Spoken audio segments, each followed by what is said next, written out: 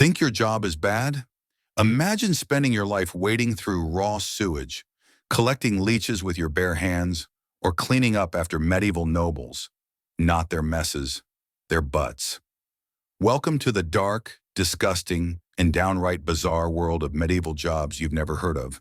And trust me, you wouldn't want to try even one. These weren't side quests. These were real occupations that kept medieval society running. From plague pits to castle dungeons, from silent superstitions to unspeakable smells. Why did someone willingly dig up plague bodies for a living? Who got paid to eat sins off the dead? And how do you end up being the king's personal poop manager with job security? Spoiler alert, none of these jobs included sick days, and retirement often meant an early grave. You're about to meet the people who took these roles, not because they loved them, but because someone had to do it. In a world without modern plumbing, science, or even basic hygiene, it turns out there was a horrifyingly long list of essential duties. These 15 jobs weren't just forgotten. They were erased by time on purpose. Because honestly, they're that gross. But we're digging them up, literally in some cases, to shine a spotlight on the most cursed careers in history. This is about survival, service, and stuff so nasty you'll never complain about your boss again. So strap in, maybe don't eat while watching, and get ready for a journey into history's worst job interview. Let's meet 15 people who actually said, yeah, I'll take it. Job number 1, gong farmer, the human sewer system. If you think taking out the trash is bad, meet the gong farmer, the medieval MVP of human waste management. These poor souls were tasked with climbing into cesspits, digging out human excrement by hand, and hauling it away, bucket by revolting bucket. No gloves, no masks. Just you, a shovel, and centuries of collective digestion. The word gong came from the Old English gang, meaning to go. And go people did, all over the place. Under castles, behind taverns, in public latrines. Wherever waste built up, gong farmers followed. They worked mostly at night, not for privacy. It was literally illegal to do this job during the day because the smell was so bad it could shut down entire markets. One royal decree even called their work a necessary evil that shall not offend the day. Why would anyone take this job? Simple. It actually paid really well. Like, you could afford a house kind of well. That is, if you didn't die from disease, gas inhalation, or just falling into the pit. This wasn't a dirty job. It was the dirty job. Job number 2, leech collector, bloodsucker for hire. In medieval Europe, leeches were basically the holy grail of medicine. Got a fever? Leeches. Swollen leg? Leeches. Bad vibes? Probably more leeches. Enter the leech collector, a person whose full-time job was to gather these slimy little bloodsuckers, using their own legs as bait. That's right. These folks would wade into marshes and stagnant ponds, roll up their trousers, and stand still until dozens of leeches latched onto their skin. Once full of blood, the leeches were plucked off and sold to doctors, barbers, and apothecaries. If you're wondering, yes, they did this daily, and yes, they often passed out from blood loss or caught horrible infections from swamp water. But hey, it beat being unemployed, right? Some regions even had children do it, because apparently child labor laws were just another medieval fantasy. The worst part? Leeches weren't just collected. They were reused. If the doctor liked them, your blood-sucking friend could be drained and slapped onto the next patient. Sanitary? Nope. Effective? Also nope. But deeply medieval? Absolutely. Job number 3, fuller, the human urine washer. Before you could strut around in a fresh wool tunic, someone had to process that wool, and that someone was the fuller. Their job? To clean and thicken freshly woven cloth by stomping on it. Sounds simple until you learn what they stomped in. The secret sauce? A nice, warm tub of human urine. Urine contains ammonia, which helps strip grease and dirt from raw wool. So fullers would collect urine, often donated by the public, yes, there were actual pee collection barrels, and mix it into giant vats. Then barefoot and usually shirtless, They'd wade into the slop and stomp for hours, up and down, like a horrifying medieval Zumba class in a toilet. The stench, unimaginable. The exposure to disease, constant. And guess what? This was a respected trade. Towns needed fullers to keep the textile industry alive, and they often worked near rivers so they could rinse the cloth afterward. Every time you see someone in a fancy medieval robe, just remember, it was brought to you by pee and foot sweat. Job number 4, executioner's assistant, the bloodiest internship ever. Everyone knows about the executioner. Black hood, giant axe, grim vibes. But what most people forget is that he didn't work alone. Meet the executioner's assistant, aka the poor soul who cleaned, prepped, and sometimes held down the soon-to-be headless. This was a front-row seat to death, every day. Assistants were the ones who dragged prisoners to the scaffold, tied them up, held them still, and cleaned up the mess afterward. That meant washing blood off the chopping block, sometimes fishing heads out of baskets, and hauling bodies away. If the executioner was having an off day, you were the one helping him finish the job. More than one assistant got roped into swinging the backup sword just to make sure the deed was done. This wasn't a paid internship either.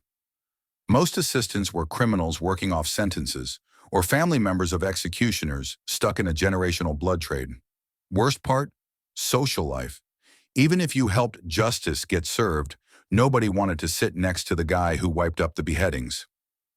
Job number 5, groom of the stool, the royal rear end attendant. Being close to the king had its perks, unless you were the groom of the stool, the man responsible for wiping the royal behind. Yes, you heard that right. This was an official court position with one main duty, helping the king go to the bathroom. It wasn't just wiping either. The groom managed the royal toilet, which was literally a padded wooden chair with a hole in it, and kept records of the king's bowel movements, diet, and health. Medieval medical data, basically royal poop journals. You'd think this job would be humiliating, but in reality, it was shockingly prestigious. Why? Because you were alone with the king every single day.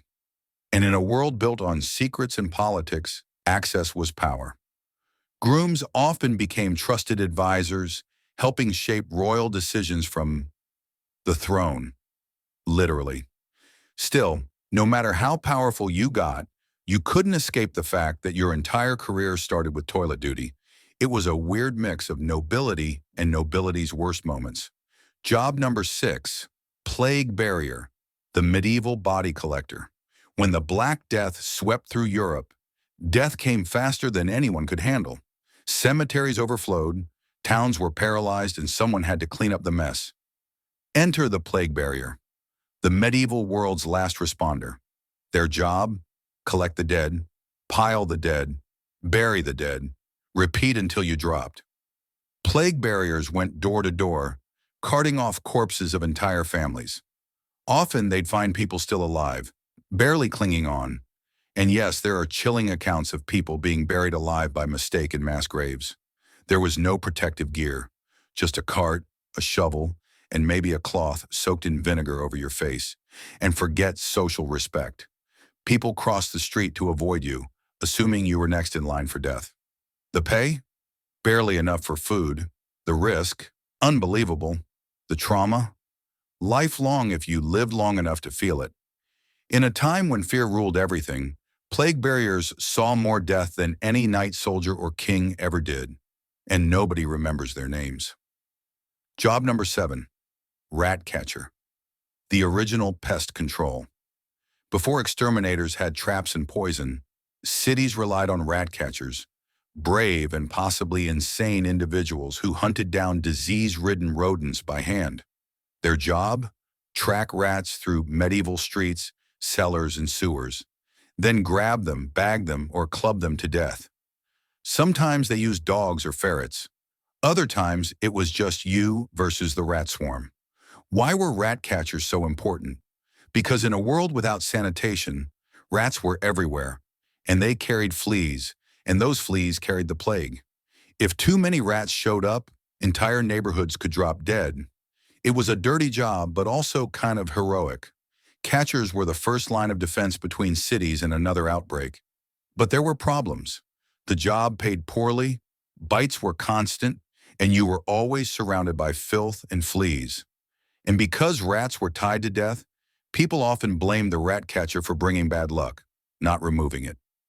So next time you scream at a mouse, remember, someone in 1350 was probably fist-fighting a dozen. Job number 8, sin eater, the soul cleaner for the dead. In some corners of medieval Europe, people believed that sins could cling to a dead body, keeping the soul from finding peace. The solution? Hire a sin eater, someone who would absorb the sins of the deceased by eating food placed on their corpse.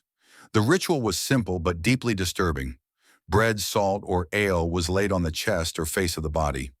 Then the sin eater would eat it, symbolically consuming the person's unconfessed sins. It was considered a spiritual service, but also deeply taboo. Sin eaters were shunned by society, seen as unclean, cursed, or spiritually dangerous. They were rarely thanked and never touched. Many lived in poverty, performing their grim duty for pennies and scraps of food, knowing each bite supposedly filled them with the guilt of another soul. No one wanted the job, but every village needed one. And when someone died suddenly, the sin eater became the only hope for a clean exit. It was salvation for the dead and social death for the living. Job number 9, resurrectionist, the body snatcher for science. Before medical schools had cadavers, they had resurrectionists, people paid to steal freshly buried bodies from graves. That's right, the future of anatomy relied on the darkest kind of recycling. Professors needed bodies to teach, but the law didn't allow dissection unless it was a criminal's corpse. So doctors quietly hired resurrectionists to supply inventory. Armed with shovels, these night workers waited for recent funerals, dug fast, snatched the body, leaving behind the clothes to avoid theft charges, and delivered it to back doors of anatomy labs. It was fast, dirty, illegal, and in high demand. Resurrectionists were hated by the public. Families placed iron cages called mort safes over graves to keep loved ones in. Sometimes armed guards patrolled cemeteries. If caught, resurrectionists faced angry mobs, jail time, or worse. But the pay was shockingly good, and medical schools always needed more subjects. Science may have advanced, but these guys were the unofficial suppliers of every 14th century biology class. Job number 10, treadmill cranker, the human hamster wheel. Long before electricity, factories still needed power. And one medieval solution was simple. Put a human in a giant wheel and make them walk. Meet the treadmill cranker, a person whose literal job was to walk endlessly inside massive wooden wheels, like a human hamster. These machines powered cranes, mills, and even early construction lifts. Sounds like a workout? Sure, if your gym also broke your back and paid you in soup. Most crankers were prisoners, slaves, or the poorest laborers. They'd walk for hours in the heat, driving giant gears, hoisting heavy loads, or grinding grain. The wheels could be 10 feet tall and had no safety measures. People regularly slipped and broke bones, or worse. And you couldn't stop. If you passed out, the wheel kept spinning, dragging you with it. Some towns used donkeys or oxen, but humans were cheaper. So if the local cathedral needed a new bell hoisted, guess who got stuffed into the wheel? No gears, no brakes, just raw human power. It was medieval fitness with no exit plan. Job number 11, whipping boy, punished for royal mistakes. In royal courts, princes were considered too sacred to be punished. So when a young royal misbehaved, someone else got beaten in their place. That unlucky soul was the whipping boy. The job was as cruel as it sounds. Whenever the prince failed a lesson or broke the rules, you got whipped. The logic? If you suffered, the prince would feel guilty and learn his lesson. Spoiler, it didn't always work. Whipping boys weren't just random servants. They were chosen carefully, often noble-born, and raised alongside the prince. The idea was to build a deep friendship so the royal would actually care when his friend was punished. But make no mistake, this was royal emotional blackmail with a stick. The position had one weird perk: unmatched access to the prince. Many whipping boys grew up to be powerful advisors or diplomats. If they survived childhood, of course. It's the only job in history where your entire job description was, take a beating so your boss learns empathy. Job number 12, alchemist's apprentice. Lab rat for liquid gold. Alchemy was the medieval version of science fiction, a mysterious blend of chemistry, magic, and wishful thinking. And every great alchemist needed an apprentice, aka the test subject, explosion sponge, and part-time janitor. Their job? Assist with strange brews, record cryptic symbols, and help the master chase wild goals like turning lead into gold or discovering immortality. Sounds fascinating, until something caught fire or exploded, which happened a lot. These apprentices worked in smoky labs filled with dangerous fumes, mercury, acids, and open flames. Safety gear? Not a thing. Most of them breathed poison daily and had no idea. Worse, many apprentices were sworn to secrecy, forbidden from sharing knowledge even if they didn't fully understand it. And since alchemists often dabbled in astrology, philosophy, and the occult, it wasn't unusual for apprentices to witness rituals that looked more like witchcraft than chemistry. If you were lucky, you became a respected scholar. If not, you lost your eyebrows, your health, and maybe your sanity, all in pursuit of magic that never worked. Job number 13, dog whipper, the medieval dog control officer. In medieval towns, dogs roamed everywhere, streets, markets, and even churches. And when worship turned into howling chaos, it was time to call the dog whipper. Yes, this was a real job. Armed with a whip, stick, or long staff, the dog whipper's job was to remove stray dogs from church services, public ceremonies, and sometimes entire neighborhoods. Barking during a sermon? You were out. Fighting in the pews? Definitely out. The church took this seriously. Some even paid annual salaries for dog control. The role became so official that some dog whippers wore uniforms, and a few churches kept ceremonial whips on display for centuries. But the job wasn't just about discipline. It was dangerous. Stray dogs were often aggressive, disease-ridden, and traveled in packs. Getting between them and a fresh meat pie? Not for the faint of heart. Most towns didn't have animal shelters, so the dog whipper was animal control. Just one guy, a big stick, and an endless supply of angry dogs. Today's ushers have no idea how easy they've got it. Job number 14, tooth drawer. The medieval dentist without mercy.